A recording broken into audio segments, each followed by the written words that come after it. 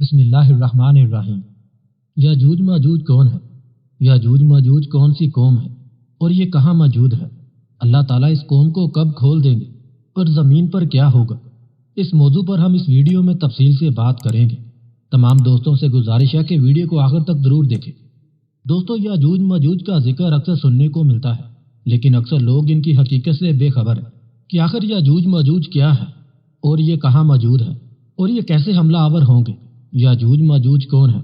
یاجوج ماجوج ایک قوم ہے جس کا ذکر الہامی کتابوں میں بھی موجود ہے کہ اس مخلوق کو حضرت ذوالقرنین نے دیوار تعمیر کر کے انسانی دنیا کی دوسری جانب قید کر دیا تھا، لیکن قیامت سے پہلے یاجوج ماجوج اسی دیوار سے نکلنے میں کامیاب ہو جائیں گے اور جہاں سے گزریں گے انسانی بستیوں کو تباہ و برباد کرتے چلے جائیں گے۔ پھر وہ حملہ کرتے کرتے ایک جھیل پر پہنچیں گے جس کا ذکر کتابوں میں موجود ہے کہ وہ اس جھیل کا سارا پانی پی جائیں گے، اور اس کے پیچھے آنے والے یاجوج ماجوج گروہ کو اس میں ایک بھی پانی کا قطرہ۔ آگے بڑھنے سے پہلے تمام دوستوں سے گزارش ہے کہ ہمارا چینل سبسکرائب کر لیں۔ پانی کا ایک بھی قطرہ نہیں ملے گا، ایسا معلوم ہوگا جیسے یہاں کبھی کوئی جھیل میں پانی تھا ہی نہیں۔ اس جھیل کا نام تبریا ہے اور یہ بحیرہ تبریا کے پاس موجود ہے۔ جھیل تبریا اسرائیل کے شہر تبریا میں موجود ہے اور یہ جھیل اسرائیل میں سب سے بڑے میٹھے پانی کی جھیل ہے جو 21 کلومیٹر لمبی، 13 کلومیٹر چوڑی اور 43 میٹر گہری ہے، جسے آج اسرائیل اپنے لیے معتبر سمجھتا ہے۔ وہی یاجوج ماجوج کی منزل ہوگی جس کا ذکر قرآن مجید نے 1400 سال پہلے فرما دیا تھا۔ یاجوج ماجوج دراصل کون ہے اور یہ کہاں رہتے ہیں؟ مولانا حافظ رحمان نے اپنی کتاب قصاص القرآن میں اس کا ذکر کیا ہے اور قرآن مجید کی سورہ کہف میں بھی اس کا ذکر موجود ہے۔ ارشاد باری تعالیٰ ہے، یہاں تک کہ جب وہ پہاڑ کے درمیان پہنچے تو انہیں ان پہاڑوں سے پہلے کچھ لوگ ملے جن کے بارے میں ایسا لگتا تھا کہ وہ کوئی بات نہیں سمجھتے۔ مفسرین اور محققین نے لکھا ہے کہ حضرت ذوالقرنین سفر کرتے وہاں جا پہنچے جو آرمینیا اور آذربائیجان کے نزدیک واقع ہے۔ وہاں دو پہاڑوں کے درمیان سے ایک قوم نکلی تھی جو کھیت تباہ کر دیتی، ترکوں کو بے دردی سے قتل کر ڈالتے اور انہیں غلام بنا کر لے جاتے تھے۔ وہاں کے لوگوں نے حضرت ذوالقرنین سے درخواست کی کہ ہم آپ کو کچھ رقم جمع کر دیں تاکہ آپ ہمارے اور ان کے درمیان کوئی رکاوٹ بنا دیں۔ یہ یاجوج ماجوج تھے۔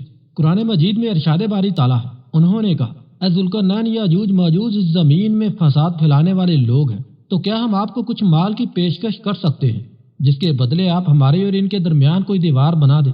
اس پر ذوالقرنین نے جواب دیا کہ اللہ تعالیٰ نے جو اقتدار عطا فرمایا ہے وہی میرے لیے بہتر ہے، لہٰذا تم لوگ میری مدد کرو تو میں تمہارے اور ان کے درمیان ایک مضبوط دیوار بنا دوں گا۔ پھر حضرت ذوالقرنین نے لوہے کے بڑے بڑے ٹکڑے دونوں پہاڑوں کے درمیان کھڑے کیے اور لوگوں سے کہا کہ ان کو جلاؤ۔ جب وہ ریڈ ہو گئے تو اس پر پگھلا ہوا تانبا ڈالا گیا تاکہ لوہے کے ٹکڑے مضبوطی سے آپس میں جڑ جائیں اور چکناہٹ کے سبب کوئی اس پر چڑھ نہ سکے۔ چنانچہ یہ دیوار ایسی بن گئی کہ یاجوج ماجوج نہ اس پر چڑھنے کی طاقت رکھتے تھے اور نہ اس میں کوئی سوراخ بنا سکتے تھے۔ کہا جاتا ہے کہ اس کی لمبائی 50 میل، اونچائی 290 فٹ اور چوڑائی 10 فٹ ہے۔ محققین کے مطابق قرآن مجید کی گواہی سے ثابت ہے کہ حضرت ذوالقرنین نے پہاڑوں کے درمیان سفر کیا۔ اس پہاڑی سلسلے میں ایک جگہ بہت ہی بلند ترین پہاڑ ہے جن کے درمیان وہ واحد راستہ ہے جہاں سے آیا جایا جا سکتا ہے، مگر یہ راستہ مکمل برف سے ڈھکا ہوا ہے۔ اس کے اندر لوہا اور دات موجود ہے۔ تاریخ کی مختلف کتابوں میں ہے۔ تاریخ کے مطابق یاجوج ماجوج حضرت نوح علیہ السلام کے ایک بیٹے یافت کی اولاد میں سے جو خانہ بدوش اور وحشی قبائل پر مشتمل تھے۔ ان کی تعداد بہت تیزی سے بڑھی۔ یہ ذوالقرنین کے زمانے تک مختلف قبائل اور آبادیوں میں پھیل چکے تھے۔ روایات میں آتا ہے کہ تب سے لے کر اب تک یاجوج ماجوج اس کوشش میں لگے ہوئے کہ کسی طرح دیوار کو گرا کر باقی دنیا سے جا مل۔ یہ روز دیوار کو توڑتے ہیں۔ جب تھوڑا سا حصہ رہ جاتا ہے اور سورج غروب ہونے لگتا ہے تو اس کا سردار واپسی کا حکم دے دیتا ہے کہ باقی کام کل کریں گے، مگر اگلے روز دیوار کہیں زیادہ مضبوط ہو چکی ہوتی ہے۔ جب یاجوج ماجوج کے خروج کا وقت آ پہنچے گا تو وہ تمام دن دیوار میں سوراخ کریں گے اور ہر روز کی طرح ان کا سردار شام کو واپسی کا حکم دے دے گا اور کہے گا کہ باقی کام ہم کل کریں گے انشاءاللہ۔ اس سے پہلے کبھی انہوں نے یہ الفاظ استعمال نہ کیے ہوں گے۔ ان الفاظ کی برکت سے دیوار کو دوسرے روز ویسا ہی پائیں گے جیسا چھوڑ کر گئے تھے۔ انتہائی پر جوش ہو کر دیوار گرا دیں گے اور زمین پر پھیلتے چلے جائیں گے، جہاں سے گزریں گے تباہی پھیلاتے جائیں گے، مخلوق خدا کو اپنے شر اور فساد کا نشانہ بنائیں گے۔ ان کا پہلا گروہ جب بھاگتا ہوا جھیل تبریا سے گزرے گا تو صحیح مسلم کے مطابق وہ سارا پانی پی جائیں گے۔ جب آخری گروہ وہاں پہنچے گا تو کہے گا کہ کبھی یہاں پانی ہوا کرتا تھا، بحر تبریہ اسرائیل میں تازہ پانی کی سب سے بڑی جھیل ہے۔ اس کا ذکر توریت اور انجیل میں بھی آیا ہے۔ حضرت عیسیٰ علیہ السلام نے بڑا حصہ اسی جھیل کے ساحل پر گزارا ہے۔ یہاں سے قتل و غارت کرتے ہوئے یاجوج ماجوج بیت المقدس پہنچیں گے اور اعلان کریں گے کہ زمین پر ہمارا قبضہ ہو چکا ہے، اب ہم آسمانوں پر قبضہ کریں گے اور آسمان کی طرف تیر پھینکیں گے جو خون آلود واپس آئیں گے، کوئی ان کا مقابلہ نہ کر پائے گا۔ حضرت عیسیٰ علیہ السلام اللہ تعالیٰ کے حکم سے مسلمانوں کو لے کر کوہ طور پر پناہ لیں گے اور عام لوگ محفوظ مقامات پر بند ہو کر اپنی اپنی جانیں بچائیں گے۔ دجال کو قتل کون کرے گا؟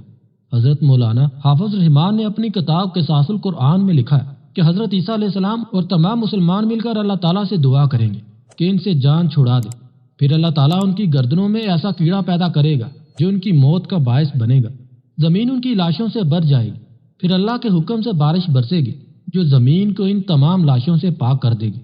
یاجوج ماجوج کے نکلنے کا وقت ظہور مہدی علیہ السلام خروج دجال کے بعد ہوگا۔